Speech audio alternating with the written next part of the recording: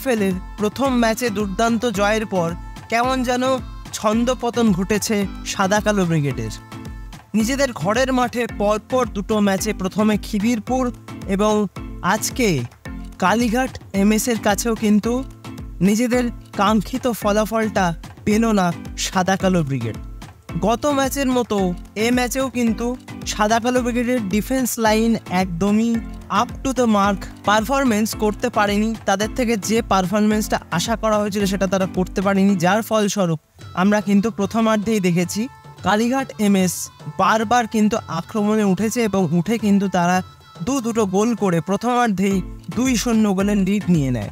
সাদা কালো ব্রিগেড যখন প্রথমার্ধে ওপেন প্লে থেকে গোল করতে পারছিল না বা মাঝ মাঠ থেকে সেরকম আক্রমণ গড়ে তুলতে পারছিল না, তখন কিন্তু তারা দুটো উইং থেকেও আক্রমণ গড়ে তুলতে সক্ষম হতে পারেনি, যার ফলে প্রথমার্ধেই কিন্তু একটা অপ্রত্যাশিত ফলাফল আমরা সবাই দেখেছি। এবং বিশেষ করে সেকেন্ড বলগুলো উইন করার ক্ষেত্রে কিন্তু অনেক সমস্যা দেখা গেছে প্রথমার্ধে সাদা কালো ব্রিগেডের।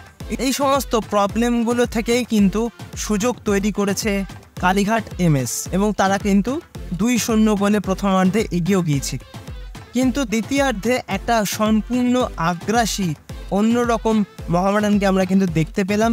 60 মিনিটের পর থেকে তারা যেভাবে আক্রমণ করছিল, যেভাবে আক্রমণাত্মক মনোভাব নিয়ে খেলছিল, তাতে কিন্তু মনে হচ্ছিল এই ম্যাচটা হয়তো সাদা কালো ব্রিগেডের দিকেও যেতে পারে।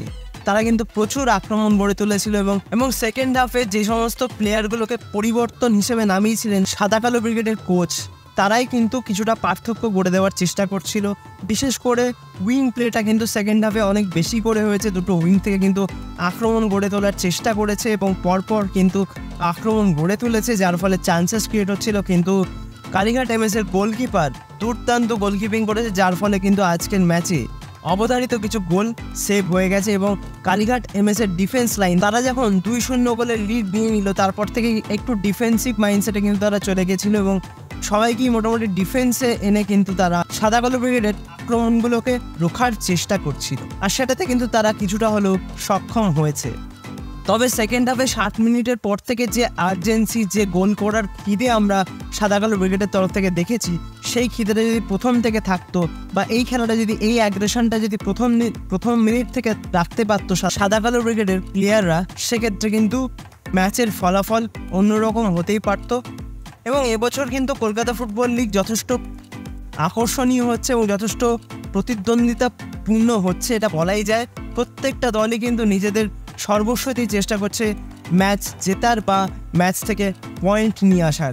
তো দেখা যাক, নিজেদের ঘরের মাঠে পরপর দুটো ম্যাচে আশানুরূপ পারফরমেন্স না করতে পারলেও পরবর্তী ম্যাচগুলোতে সাদা কালো ব্রিগেড কীভাবে এই সমস্ত ভুল ত্রুটিগুলো সামলে নিয়ে আবারও জয়ের রাস্তায় ফিরে আসতে পারে। আজকের মতন ভিডিওতে তোমাদের এটুকুই আপডেট দেওয়া ছিল। যদি ভিডিওটা ভালো লাগে, লাইক, কমেন্ট, শেয়ার এবং সাবস্ক্রাইব করতে একদম ভুলো না। সাবস্ক্রাইব করে দিয়ে কিন্তু পাশের বেল অপশানটা প্রেস করে অবশ্যই অল অপশানটা প্রেস করে রাখবে, যাতে সমস্ত রকম নতুন ভিডিও নোটিফিকেশান তোমরা সবার আগে পেয়ে যাও যখনই আমি কোনো নতুন ভিডিও পোস্ট করব। তো আজকের মতন ভিডিওটা তাহলে এখানেই শেষ করছি। দেখা হবে আবারও পরবর্তী ভিডিওতে নতুন কোনো দিন, নতুন কোনো সময়। তোমরা ভালো থেকো, সুস্থ থেকো।